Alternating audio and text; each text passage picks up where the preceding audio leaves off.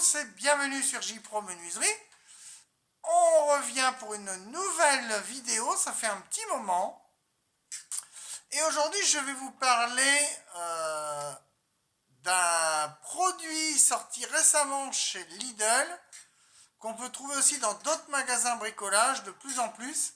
C'est les scies japonaises pliables. Il y a la marque Polly Johnson qui sort un modèle qui sera commercialisé chez Bricomarché bientôt, qui sera à peu près l'équivalent des modèles que je vais vous présenter aujourd'hui. Donc là, c'est des modèles qu'on trouve essentiellement Parkside, donc Lidl. Ça vaut 10 € à peu près. Il y a différents modèles de scies, toutes japonaises. Alors, je vais commencer par le premier modèle, c'est la Kataba. Donc, j'ai un clip ici. Voilà. Donc, elle se déploie comme ça.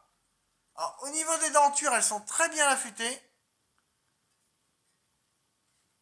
Au niveau du clip, c'est pareil. Hop, elles se défont facilement.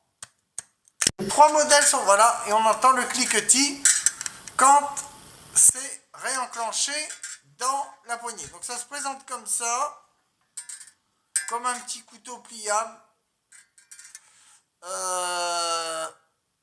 Au niveau des coupes, c'est très bien.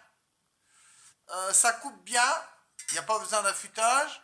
Mais le problème, c'est ça a tendance, il faut tout le temps resserrer ici. Voilà, le petit goujon ici, il faut tout le temps avec un tournevis. C'est vrai qu'à 10 €, bon, on en a un peu pour son argent. Après, dans la palette, ça coupe comme du beurre. Au niveau de la coupe, il n'y a aucun souci. Mais ça fera des petits éclats. Alors, j'ai fait la Kataba. Alors, ça a tendance à faire des petits éclats et c'est pas très droit. Si je mets mon équerre, j'ai une équerre, on voit que ça touche pas complètement le chapeau. C'est pas top. Si je mets mon équerre à chevron, on voit que j'ai un petit décalage ici. Donc au niveau de la coupe, c'est très bien, mais la précision est moyenne pour l'ensemble des trois scies. Donc je vais vous présenter les différentes scies. Donc je vous ai parlé de la Kataba. Là, je vais vous parler de la Dozuki. La Dozuki, ça va être la même, mais avec un petit dos. Alors, je la déploie, pareil, vous voyez. Alors, on a une denture très ressemblante. Je vous mets la denture. C'est quasiment la même que le modèle précédent, que la Kataba. Sauf que là, vous avez un dos, comme une scie à dos européenne. Vous avez un dos ici. Hop, vous avez un petit dos là. C'est la seule différence. Après, ça sera exactement pareil. La poignée. Je replie. Ah, celle-ci est un petit peu plus rigide. Au niveau de la coupe, Dozuki, j'ai dû le marquer. Kataba, Dozuki. La Dozuki, au niveau de la coupe, ça sera un peu meilleur. Mais on a quelques éclats ici. Alors j'ai marqué toutes les coupes que j'ai faites avec chaque scie. Alors ce que j'ai fait après, j'ai pris un ruban de masquage et une règle. Et là c'est un peu mieux. Sur la deuxième coupe avec la Dozuki, j'ai réussi à avoir un résultat un peu plus net. En faisant une petite astuce avec l'équerre à chevron et un double face collé à l'emplacement de mon trait. Et enfin, on a une sorte de scie égoïne japonaise. C'est la Ryoba.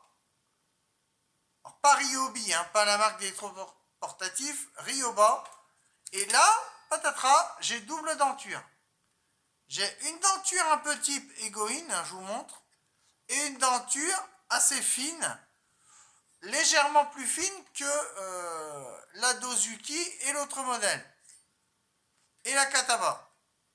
Donc là, j'ai fait des essais avec la Kataba, avec la Ryoba, pardon. La Ryoba.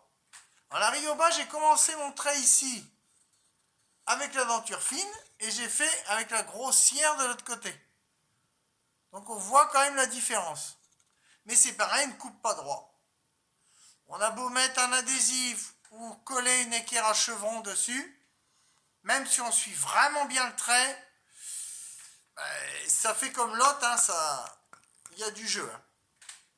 Donc au niveau des coupes, je dirais vraiment pour pas de la précision. Ça peut être pour de l'agencement. J'ai une plainte à faire. Voilà, il faut jouer avec ces plaintes. C'est bien pour un menuisier agenceur, mais pas pour un fabricant. Pour un agenceur, ces 3 scies, je vais les reprendre avec moi. Ces 3 scies sont pas mal, hein, 10 € chacune. Ça fait même pas 30, ça fait 30 € les 3 scies, ça va. Hein. C'est pas mal, mais c'est pas précis. Moi, ce que je vais reprocher, c'est le manque cruel de précision sur ces machines. Sur ces outils manuels, ces scies à moindre coût, c'est pas mal, mais niveau précision, c'est pas ça. Donc si vous voyez ça dans un rayon, vous pouvez acheter, mais ça ne vous sera pas d'une grande précision. Selon ce que vous coupez comme bois. Si vous coupez de la palette ou du bois de récup ou du bois flotté, ça peut être bien pour du bois flotté, ça va le faire. Mais si vous coupez du hêtre, du chêne, du merisier ou autre, achetez pas ça, achetez une vraie scie japonaise sur des sites spécialisés de travail du bois, parce que si vous achetez ça chez Lidl, ben, ça n'ira pas.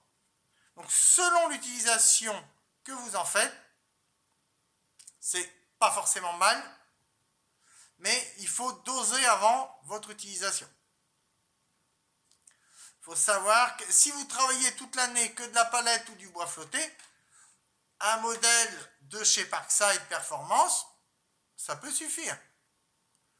Si toute l'année vous travaillez dit entre guillemets du bois de luxe, là il ne faudra pas acheter ce genre de scie. Donc il y a du bon, mais il y a du moins bon. Après, à vous de choisir, faites le bon choix, bricolez bien, et je vous dis à très bientôt pour de nouvelles vidéos sur J-Pro Menuiserie. Ciao, bye bye, portez-vous bien.